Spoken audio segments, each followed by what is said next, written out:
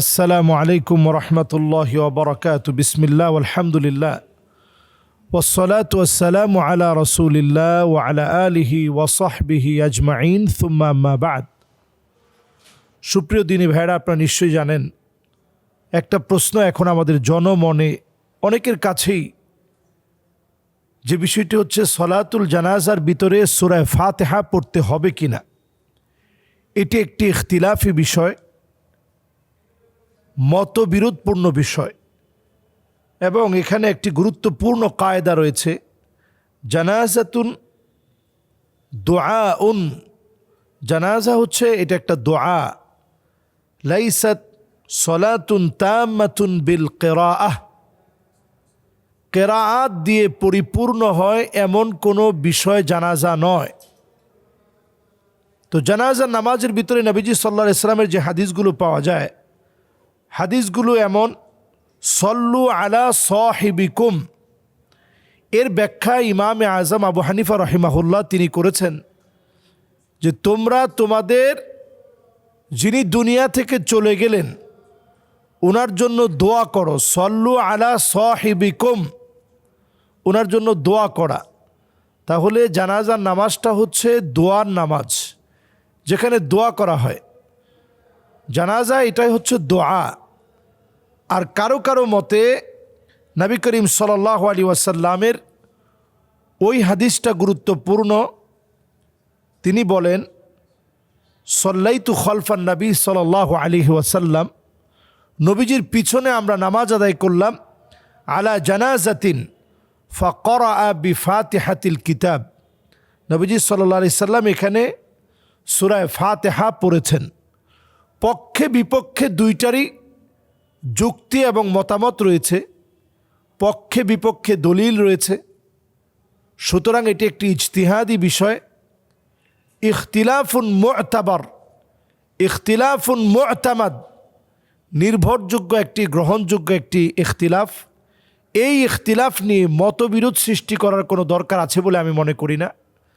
যেহেতু সলাতুল জানাজা এটা একটা দোয়ার নামাজ, এই নামাজের ভিতরে ইখতিলাফ সৃষ্টি না করা।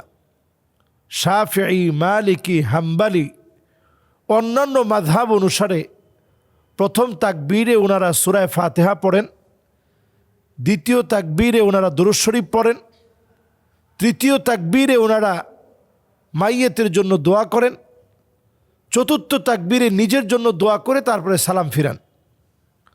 আর আমরা আমাদের দেশে হানাফি মাযহাব অনুসারে প্রথম তাকবীরে সানা পড়ি, দ্বিতীয় তাকবীরে আমরা দুরূদ শরীফ পড়ি, তৃতীয় তাকবীরে মাইয়েতের জন্য দোয়া করি, চতুর্থ তাকবীর এরপরে আমরা সালাম ফিরিয়ে ফেলি। তাহলে জানাজার নামাজ নিয়ে আমাদের ভিতরে যে সংশয়, যে বিতর্ক তৈরি হয়েছে, এই বিতর্কগুলো আমরা তৈরি না করি। আমি গতকালকে এমনও দেখেছি, বাংলাদেশের কোনো এক শায়েখ বলতেছে যে ভাড়া করে এমন আলেম আনা হলো যিনি জানাজার নামাজ পড়িয়েছেন। আহারে, যদি সূরা ফাতিহা দিয়ে জানাজার নামাজ না পড়ালে জানাজার নামাজ হবে না, যদি তিনি এটা জানতেন তাহলে এইরকম আলেম আনতেন না। কার কথা বলা হচ্ছে? বাংলাদেশের যুগশ্রেষ্ঠ একজন আলেম মুফতি আব্দুল মালেক হাফিজাহুল্লাহ, যিনি জ্ঞানের দিক থেকে, ফিকার বুঝের দিক থেকে, মাসআলা মাসাইলের দিক থেকে, এলেমের দিক থেকে, আমলের দিক থেকে, স্থানের দিক থেকে, সকল দিক থেকেই তাদের চাইতে আলহামদুলিল্লাহ বড় জায়গায় আছে। তারপরেও যখন আমরা এই জাতীয় বিতর্কগুলো তৈরি করি, অমীমাংসিত এই বিতর্কগুলো তৈরি করার কারণে আমাদের মধ্যকার যে সম্প্রীতি, ভালোবাসা, মহাব্বত সৃষ্টি হয়, এগুলো আমাদের কাছ থেকে হারিয়ে যায়। কাজে আমি মনে করি যে বিষয়টার কয়েকটা মতামত আছে, ফ্লেক্সিবিলিটি আছে, সেই জায়গায় অন্যান্য মতগুলোকে প্রাধান্য দেওয়া এটাও আমাদের ইমানি দায়িত্ব। আল্লাহ তাআলা আমাদেরকে বোঝার তৌফিক দান করুক, আমরা জানাজার নামাজ নিয়ে কোনো ইখতিলাফ সৃষ্টি না করি। আল্লাহ আমাদেরকে বোঝার তৌফিক দান করুক। শেষ একটা হাদিস বলতে চাই। নবীজি সাল্লাল্লাহু আলাইহি ওয়াসাল্লাম বলছেন, সল্লু ক্বাবলা আন তুসাল্লা আলাইক, তোমরা নামাজ পড়ো, একদিন তোমার উপরে নামাজ দাঁড়িয়ে যাবে। এই নামাজ দাঁড়িয়ে যাওয়ার আগে আল্লাহ তাআলা আমাদেরকে নামাজি বানাক, নামাজ পড়ার তৌফিক দেখ, নামাজ নিয়ে বিতর্ক থেকে আল্লাহ আমাদেরকে দূরে রাখুক। ওয়াসসালামু আলাইকুম ওরহমতুল্লাহি ওবরাকাত। আসসালামু আলাইকুম ওরহমতুল্লাহি ওবরাকাত। বিসমিল্লাহ আলহামদুলিল্লাহ ওয়াসসালাতু ওয়াসসালামু আলা রাসূলিল্লাহি ওয়া বা'দ। একজন প্রশ্ন করেছেন যে 2026 তো চলে আসলো, বাবা ভাঙার যে সমস্ত ভবিষ্যৎবাণী আছে, এই ভবিষ্যৎবাণীগুলো বিশ্বাস করা ঈমানদারের জন্য আসলে কতটুকুন সঠিক হবে? কোনো ব্যক্তি ভবিষ্যৎ সম্পর্কে কোনো জ্ঞান রাখে না। ভবিষ্যতের জ্ঞান শুধুমাত্র কেবলমাত্র আল্লাহ সুবহানাহু ওয়া তাআলাই রাখেন। আল্লাহ রাব্বুল আলামিন ছাড়া কেউ ভবিষ্যতের কোনো জ্ঞান দিতে পারে না। বাবা ভাঙার অনেকগুলো ভবিষ্যৎবাণী আছে, এগুলো অনেকগুলো যেমন সত্য হয়েছে, অনেকগুলো মিথ্যাও হয়েছে।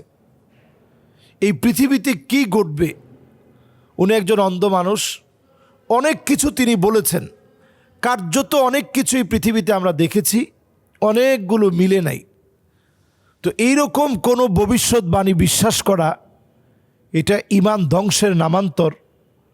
হাদিসের মধ্যে আসছে, নবীজি সাল্লাল্লাহু আলাইহি ওয়াসাল্লাম বলছেন, মান আতা কাহিনান আও আররাফান ফাসাদ্দাকাহু বিমা ইয়াকুল ফাকাদ কাফারা বিমা উনজিলা আলা মুহাম্মদ সাল্লাল্লাহু আলাইহি ওয়াসাল্লাম। কেউ যদি কোনো গণকের কাছে আসে, হাত দেখায়, ভাগ্য নিরূপণের চেষ্টা করে, নির্ধারণের চেষ্টা করে, নবীজি সাল্লাল্লাহু আলাইহি সাল্লাম বলছেন, ফাকাদ কাফারা বিমা উনজিলা আলা মুহাম্মদ সাল্লাল্লাহু আলাইহি সাল্লাম। কেমন যেন মুহাম্মদ সাল্লাল্লাহু আলাইহি সাল্লামকে সে অস্বীকার করলো। তাহলে বোঝা যায় কোনো বাবা ভাঙার ভবিষ্যৎবাণী বিশ্বাস করার কোনো সুযোগ নেই। কোরআনুল কারীমের দিকে যদি আপনি তাকান, আপনি দেখবেন আল্লাহ রাব্বুল আলামিন বলছেন, আওয়ালা ইয়ারাউনা আন্নাহুম ইফতানুনা ফি কুল্লি আমিন মাররাতান আও মাররাতাইন সুম্মা লা ইয়াতুবুনা ওয়ালা হুম ইয়াযাক্কারুন। প্রত্যেকটা বছরে আল্লাহ রাব্বুল আলামিন একবার অথবা দুইবার আমাদেরকে পরীক্ষা নেন, বড় বড় বিপদ দিয়ে পরীক্ষা নেন। 2026 আল্লাহ তাআলা হয়তো অনেক পরীক্ষা নেবেন। এল নিনো পৃথিবীর দিকে এগিয়ে আসতে পারে, একদিকে খরা লেগে যাবে, অন্যদিকে প্রচুর বৃষ্টিপাত হবে। এই জাতীয় কথাগুলো শুধু বাবা ভাঙা বলে নাই, কোরআন হাদিস থেকে আপনি পড়লে এই বিষয়গুলো পাবেন যে আল্লাহ তাআলা এরকম বিপদ দিয়ে পরীক্ষা নেবেন, বালা মুসিবত দিয়ে পরীক্ষা নেবেন, বৃষ্টি দিয়ে পরীক্ষা নেবেন। সুম্মা লা ইয়াতুবুনা ওয়ালা হুম ইয়াযাক্কারুন। এরপরে যদি আপনি গুনাহ থেকে বাঁচার জন্য তওবা করেন, ফিরে আসেন, আল্লাহকে স্মরণ করেন, তবেই আল্লাহ তাআলা গুনাহ খাতাগুলোকে উঠিয়ে নেবেন। কাজে আমাদের প্রত্যেকের জন্য দায়িত্ব হচ্ছে এই সময়টাতে অন্তত আমরা যেন এই বছরটাকে একটু কাজে লাগাই, তাওবা করে ফিরে আসি, আল্লাহর দিকে ধর্ণা দিই, বারবার গুনাহগুলো থেকে আল্লাহর কাছে ফিরে আসার চেষ্টা করি। যদি এইভাবে আমরা মাফ চাইতে পারি, অবশ্যই এই বছরটাকে আল্লাহ তাআলা অনেক বেশি নিয়ামতে পূর্ণ করবেন। আল্লাহ পাকের কাছে এটাই আমরা কামনা করি, আল্লাহ যেন আমাদের এই 2026কে একটা অনন্য বৎসর হিসাবে, মুসলমানদের বিজয়ের বৎসর হিসাবে আল্লাহ যেন কবুল করেন। আল্লাহ যেন আমাদেরকে কামিয়াবি দান করেন। আসসালামু আলাইকুম ওয়া রাহমাতুল্লাহি ওয়া বারাকাতুহু।